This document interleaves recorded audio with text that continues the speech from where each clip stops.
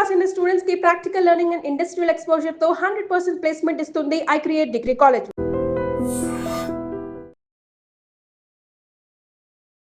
నమస్కారం, welcome to I dream. ధర్మ మార్గం విత్ విజిత కార్యక్రమానికి స్వాగతం.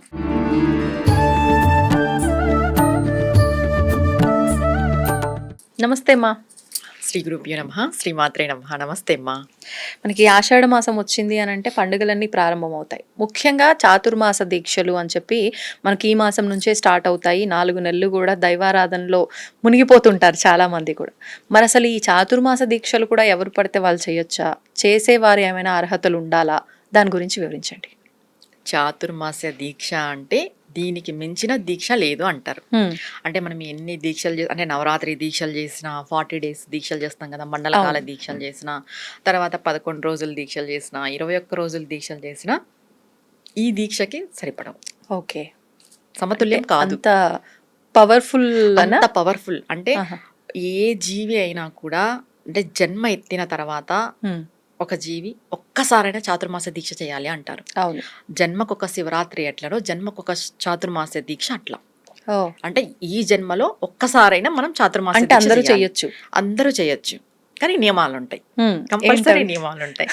అసలు ఎవరు చేస్తారు ఈ చాతుర్మాస దీక్ష? ఎందుకు వచ్చింది అసలు ఈ చాతుర్మాస దీక్ష? ఫస్ట్ ఎవరు చేస్తారు అని అంటే పీఠాధిపతులు, మఠాధిపతులు, సన్యాసులు, యతులు, వీళ్ళు చేస్తారు. వీళ్ళు ఖచ్చితంగా చెయ్యాలి, చేస్తారు కాదు, వీళ్ళు ఖచ్చితంగా ఆచరిస్తారు. ఎందుకు ఈ చాతుర్మాస దీక్ష ఆషాఢం నుండే మొదలైంది అని అంటే, ఇప్పుడు మామూలుగా మఠాధిపతులు కానీ, పీఠాధిపతులు కానీ, సన్యాసులు కానీ వాళ్ళు ఏం చేస్తుంటారు? దేశ పర్యటన చేస్తుంటారు. అవును, వాళ్ళు ఎప్పుడు ఒక చోట ఉండకూడదు కూడా. సన్యాసులు అయితే అసలు ఒక చోట ఉండకూడదు అని చెప్తాం మనం. ఒక రాత్రే అంతే, నెక్స్ట్ డే వాళ్ళు వెళ్ళిపోవాలి. కానీ ఈ చాతుర్మాస దీక్ష అప్పుడు వాళ్ళు ఒకటే చోటే ఉంటారు. దేనికి అనంటే ఇటు 2 నెలలు వర్షాకాలము, అటు 2 నెలలు చలికాలం మనకు కలుస్తుంది. 2 ఋతువుల కాలం కలుస్తుంది చాతుర్మాసంలో. ఈ 2 ఋతువుల కాలంలో ఈ వర్షాలు ఎక్కువ పడడం ఇవన్నీ ఉంటాయి కాబట్టి వీళ్ళు దేశ పర్యటన చేసి సత్సంగాలు చేసిన, ప్రవచనాలు చెప్పిన ఈ వర్షంలో వాళ్ళకి ఆటంకాలు కలుగుతాయి కదా. ఇప్పుడు దేశ పర్యటన ఎలా చేస్తారు? వర్షాకాలంలో చెయ్యలేరు. దానికని మన శాస్త్రం ముందుగానే అంటే ఈ కాలమాన పరిమితిని అన్నిటినీ దృష్టిలో పెట్టుకుని వీళ్ళ కోసమే ఈ చాతుర్మాస దీక్ష అనేది మొదలైంది. అంటే ఈ టైంలో మఠాధిపతులు కానీ, పీఠాధిపతులు కానీ, సన్యాసులు కానీ ఒకటే చోటే ఉంటారు. ఒకప్పట్లో అన్ని కాలినడకన జరుగుండేవేమో కదా, ఇప్పుడంటే సౌకర్యాలు అప్పుడంతా కాలినడకనే కదా మొత్తం. ఇది కూడా వర్షంలో ఎలా వెళ్తారు? అవును, మెయిన్ హెల్త్ ప్రాబ్లమ్స్ వస్తాయి. ఇంకోటి, వాళ్ళు వెళ్తున్నారన్నా, ఇప్పుడు ఒక పీఠాధిపతి ఒక ఊరికి వస్తున్నారు అన్నా కూడా, స్వామివార్లు వస్తున్నారన్నా జనాలు వెళ్తారు. వర్షం పడితే ఎలా వెళ్తారు వర్షాకాలంలో? అందుకు ఇవన్నీ దృష్టిలో పెట్టుకొని ఈ చాతుర్మాస దీక్ష అనేది వచ్చింది. వీళ్ళు ఖచ్చితంగా ఆచరిస్తారు కూడా.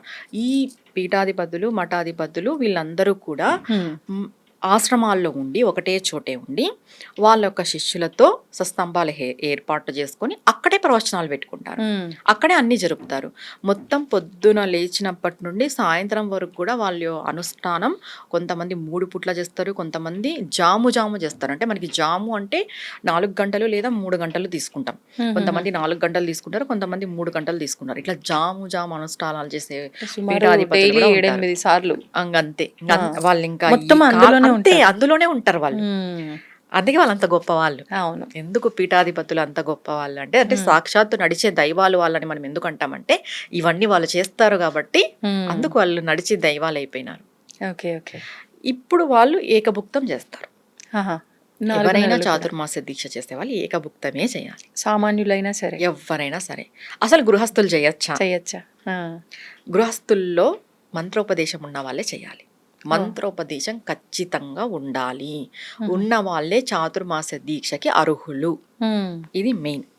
ఉన్న వాళ్ళు కూడా ఎలా చేయాలంటే ఇప్పుడున్న ఫాస్ట్ జనరేషన్లో పొలిమేరలు దాటకూడదు, 4 నెలలు ఒకటే ఉన్న చోటనే ఉండాలి, తర్వాత మాంసాహారం తినకూడదు, బ్రహ్మచర్యం పాటించాలి, భూషయనం చేయాలి, ఏకభుక్తం చేయాలి, కంపల్సరీ ఒక పూటనే తినాలి, నైట్ ఏదైనా పలహారం తీసుకోవాలి, ఉదయం ఏదైనా పలహారం, అంతే.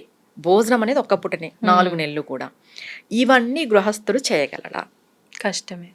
చెయ్యగలను అనుకునే వాళ్ళు మీరు పూర్తిగా మీ పైన దృఢమైన నమ్మకం ఉంటే చెయ్యొచ్చు. ప్రాబ్లం ఏం లేదు.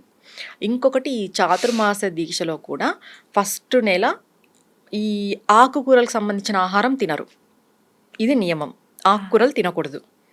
అంటే ఆషాఢం అంతానా?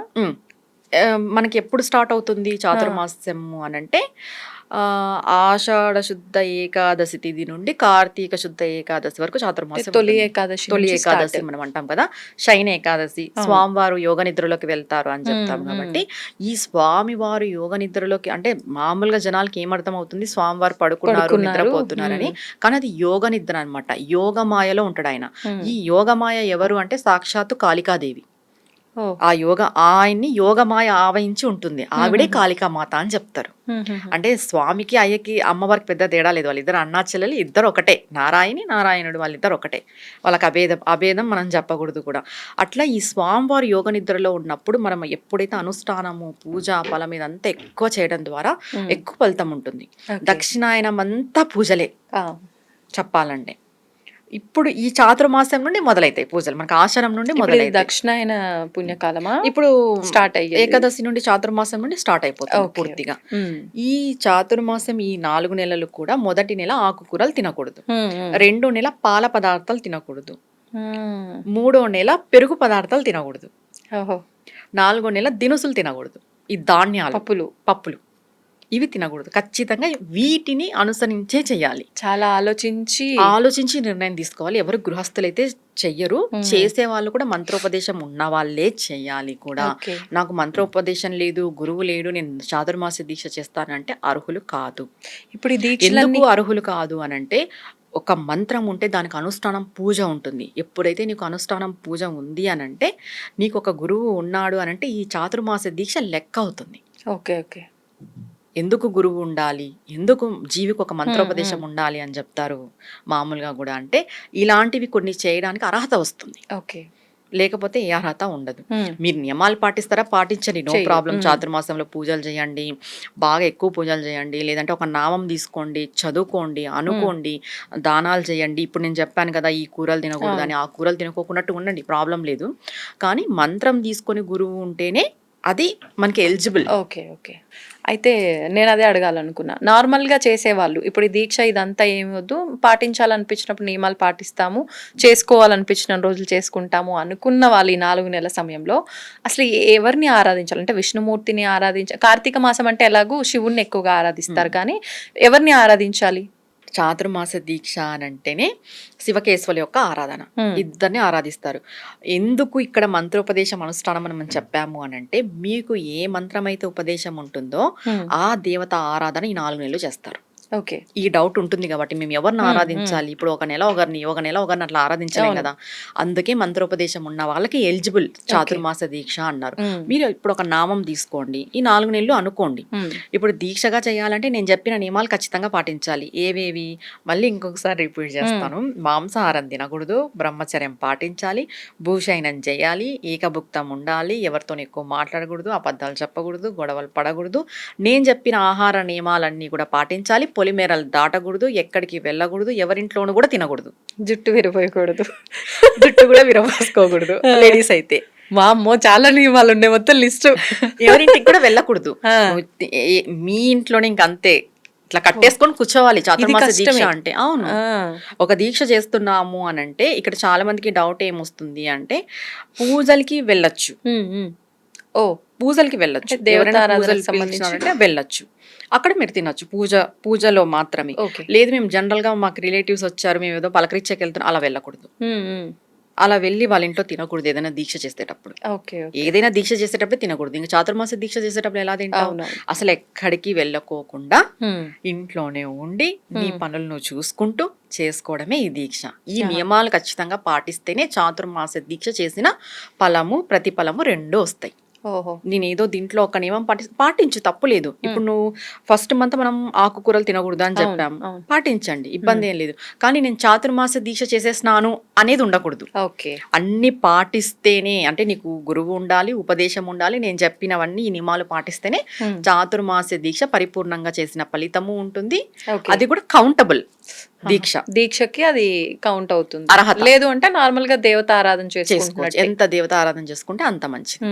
ఆలయాలకు వెళ్ళడము, ఇంట్లో పూజలు ఇలాంటివి చేసుకోవచ్చు. ఏమైనా మీరు ఏదైనా ఒక నామం విశేషంగా ఈ అనుకోండి. 4 నెలలు వ్రతాలు, హోమాలు లాంటివి కూడా ఏమన్నా చేయించుకుంటే ఉన్న ఇబ్బందులు తొలగిపోయే అవకాశాలు ఉన్నాయి. ఒక్క విషయం నేను యాక్చువల్ గా చెప్తాను. ఈ చాతుర్మాస దీక్ష చెయ్యలేరు కాబట్టి గృహస్థులు, మన శాస్త్రంలో శ్రావణ మాసం మనకి అంత పూజాకాలం, అమ్మవారి పూజలు ఎక్కువగా, లక్ష్మీదేవి పూజలు, అమ్మవారి పూజలు, అయ్యవారి పూజలు, తర్వాత వినాయక చవితి వస్తుంది, భాద్రపదం అంతా వినాయకం, మళ్ళీ ఆశ్వీజం, నవరాత్రులు, తర్వాత కార్తీకం.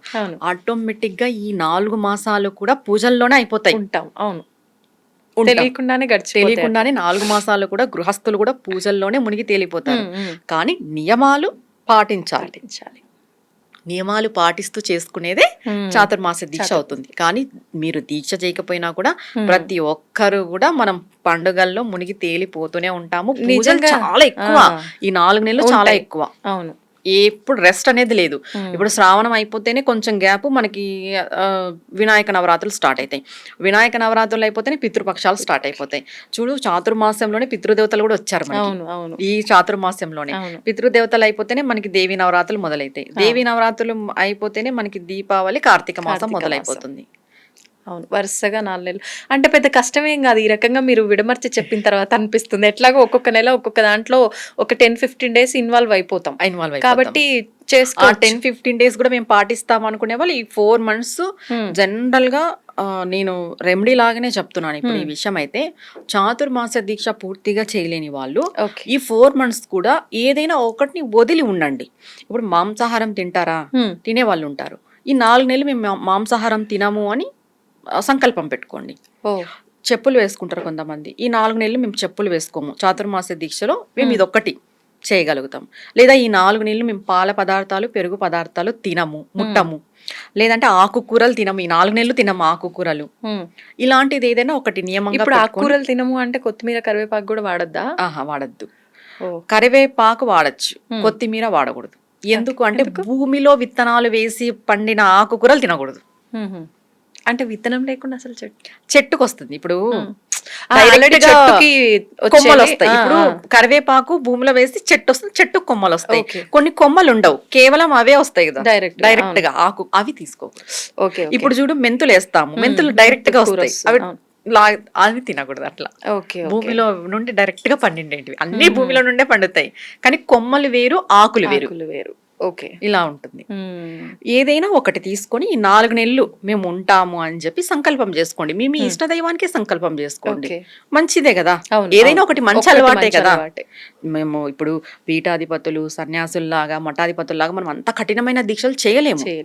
ఏదో మనకు అందుబాటులో ఉండి భగవంతుని యొక్క అనుగ్రహం పొందడానికి మన వంతు ఒక ప్రయత్నం. అవును, ఒకటి ఏదైనా వదులుకోవడం, మాంసాహారం తినకోకున్నట్టు ఉండడము, బ్రహ్మచర్యం పాటించే అంత ఇది ఇంట్లో అనుకూలత ఉంటే బ్రహ్మచర్యం పాటించడము, లేదు అని అంటే చెప్పులు వేసుకోకున్నట్టు ఉండడము, లేదు అంటే ఒక దేవతా ఆరాధన, ఒక నామం తీసుకొని మేము ఈ దేవతా ఆరాధన కంప్లీట్ గా చేస్తాం ఈ 4 నెలలు, ఖచ్చితంగా దీక్షలు నియమాలు పాటించాల్సిందే. ఇలా లేదా మేము పొలిమేరలు దాటుకోకున్నట్టు ఉంటాం, ఒకరింటికి పోకోకున్నట్టు, ఏదో ఒకటి. లేదు అంటే కోపం ఎక్కువ ఉన్న వాళ్ళు కోపడకుండా మేము 4 నెలలు ఉంటాం. అబద్ధాలు ఎక్కువ చెప్తుంటారు. చెయ్యొచ్చు, అబద్ధాలు ఎక్కువ చెప్తుంటారు కొంతమంది. అలాంటి వాళ్ళు మేము ఈ 4 నెలలు అబద్ధాలు చెప్పాము, చాతుర్మాస్యం అంతా మేము అబద్ధాలు చెప్పాము అనుకోండి. కోపం ఎక్కువ ఉండే వాళ్ళు ఈ 4 నెలలు మేము కోప్పడము అనుకోండి, అలవాటు అయిపోతుంది. ఏదైనా మంచి పనే కదా, భగవంతుని కోసం చేస్తున్నాం అంటే స్వకార్యము, స్వామి కార్యము 2 ఉంటాయి. మనల్ని మనం కంట్రోల్ చేసుకోగలుగుతాము, అలానే స్వామి కొరకు కూడా చేరుతుంది. స్వామి నీ ప్రయత్నాన్ని చూస్తాడు, అమ్మవారు గాని అయ్యవారు గాని. ఇలా చేసుకోవచ్చు. ఓకే, ఇదేదో బాగుంది. ధన్యవాదాలు. నమస్తే అమ్మా. And for more videos, please subscribe to iDream channel. Subscribe to iDream Media. Please subscribe to iDream. Please subscribe to iDream. Please subscribe iDream. And please subscribe to iDream. For more videos, subscribe to iDream. please like, share and subscribe to the channel. Congratulations, iDream. Subscribe to iDream. Subscribe to iDream. So subscribe to iDream Media. iDream ki iDream team andarki huge congratulations. Please subscribe iDream Media. Please subscribe to iDream. Subscribe iDream. Please subscribe to iDream. I dream అంటే నా కళల channel subscribe చేసుకున్న నోరు తిరుగుతలేదు. మీరైతే గంట గుర్తు కొట్టండి. For more such videos, please subscribe to iDream. Subscribe to iDream. Please subscribe to iDream. Please subscribe iDream Media. Please do subscribe to iDream. Please subscribe to iDream Media. For best entertainment and information, please subscribe iDream. And don't forget to subscribe to iDream.